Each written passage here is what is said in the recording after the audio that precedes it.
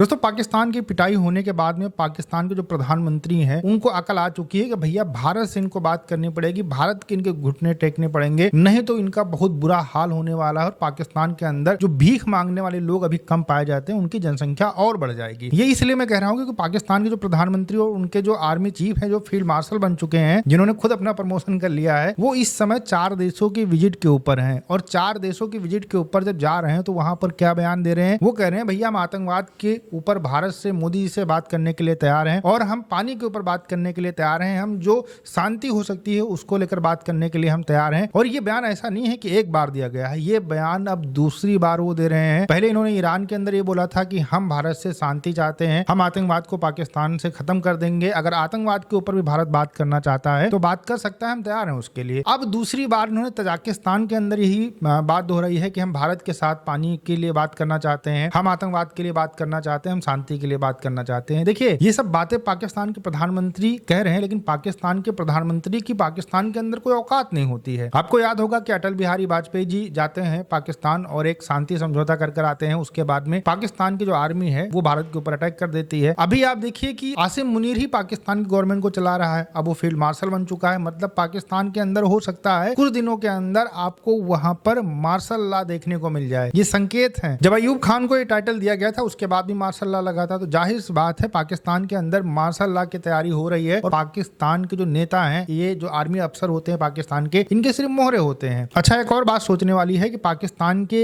यही प्रधानमंत्री कुछ दिन पहले तक पाकिस्तान के अंदर बड़े बड़े बयान देते थे, कहते थे हमने भारत को हरा दिया है, हम भारत को जो है मिटा दिया है, मैंने इस तरीके की बयानबाजी करते थे पाकिस्तान के अंदर बैठकर, पाकिस्तान के जो आतंकवादी हैं उनकी गोदी के अंदर बैठकर। और आज ये कह रहे हैं कि हम आतंकवादियों के खिलाफ बात करेंगे, आतंकवादियों को खत्म करेंगे अगर भारत कहेगा। आपकी आर्मी से आपने पूछा है कि किस तरीके से पाकिस्तान के अंदर हाफिज सईद के जो संगठन है, लश्कर तैयबा जैसे मोहम्मद, इनको ट्रेनिंग कैंप दिए जाते हैं, इनको फंडिंग की जाती है, इनको हथियार दिए जाते हैं, उसके बाद में भारत के अंदर इनको भेजा जाता है आपकी आर्मी के द्वारा, और भारत के अंदर लोगों के ऊपर अटैक किया जाता है और भारत के अंदर लोगों को मारा जाता है। ये सब कुछ शायद आप भूल चुके हैं, लेकिन भारत का कोई भी व्यक्ति नहीं भूला है, ना मोदी जी भूले हैं। इसी वजह से भैया पाकिस्तान के साथ में कोई बातचीत नहीं होनी चाहिए। जब भी भारत ने पाकिस्तान से बातचीत की है, इन्होंने पीठ में छुरा ही भोपा है। तो इस बार ये वाली जो फिलॉसफी है ये बिल्कुल भी यूज नहीं करनी चाहिए, और इनका जो ये ट्रैप है इसके अंदर नहीं आना चाहिए। पिछले समय का अगर हम आकलन करें तो कई बार भारत ने इनसे बात करने की कोशिश की है, लेकिन इन्होंने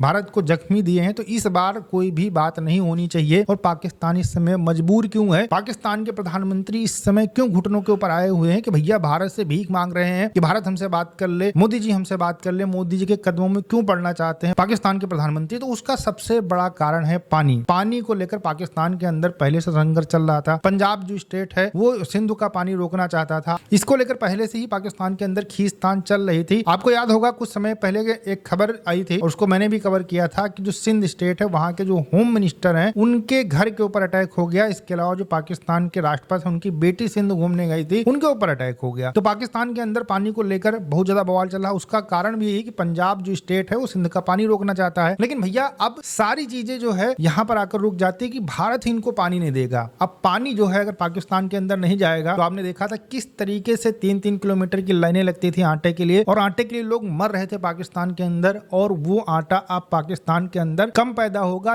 यही सबसे बड़ा कारण है कि ये भिखारी पाकिस्तान के जो प्रधानमंत्री, जो अपने आप को भिखारी कहते हैं, वो अब घुटनों के ऊपर आ रहे हैं। ये जश्न मनाकर, जब इनको छुट्टी मिल चुकी है, झूठी जीत का इन्होंने जश्न मनाया था, तब इनको होश आया कि भैया पाकिस्तान की जनता खाएगी क्या, पाकिस्तान तो खत्म हो जाएगा, पाकिस्तान के अंदर भुखमरी आ जाएगी। तभी ये जाते हैं दुनिया भर के देशों के अंदर, जो 4 देश इनको सपोर्ट कर रहे थे, वहां जाते हैं और जाकर बयान देते हैं कि भैया भारत हमें माफ कर दे, हम भारत से बात करने के लिए तैयार हैं, भारत हमारा पानी ना रोके। तो ये सिचुएशन इस तरीके से बन चुकी है कि पाकिस्तान अब अपने ही जाल के अंदर फंसता नजर आ रहा है। तो सिचुएशन अब ये बन चुकी है कि पाकिस्तान अपनी ही जाल के अंदर फंसता नजर आ रहा है। जो कल तक चिल्ला रहे थे भारत के अंदर हमने घुसकर बहुत मारा है, आज वही पाकिस्तान के प्रधानमंत्री, वही पाकिस्तान के आर्मी चीफ जब सामने बैठे होते हैं तो उनका प्रधानमंत्री कहता है कि भैया भारत हमें माफ कर दे, हम भारत से बात करने के लिए तैयार हैं। लेकिन भैया अब हकीकत यह है कि पाकिस्तान की आर्मी कभी भी आतंकवादियों का साथ नहीं छोड़ सकती है, क्योंकि आतंकवादियों का अगर साथ छोड़ देंगे तो इनका जो मोटिव है वो खत्म हो जाता है। पाकिस्तान के आर्मी की वेबसाइट के ऊपर आप देखेंगे तो वहां पर जिहाद जो है वो सबसे बड़ा मोटिव है इनका। और जिहाद कौन करते हैं? आतंकवादी करते हैं। पाकिस्तान के अंदर जो आतंकवादी हैं वो जिहाद करते हैं। तो पाकिस्तान की आर्मी अगर उनको ट्रेनिंग नहीं देगी तो उसका जिहाद नहीं पूरा हो सकता है। इसलिए चाहिए, इन लोगों से किसी भी प्रकार की शांति की उम्मीद नहीं करनी चाहिए।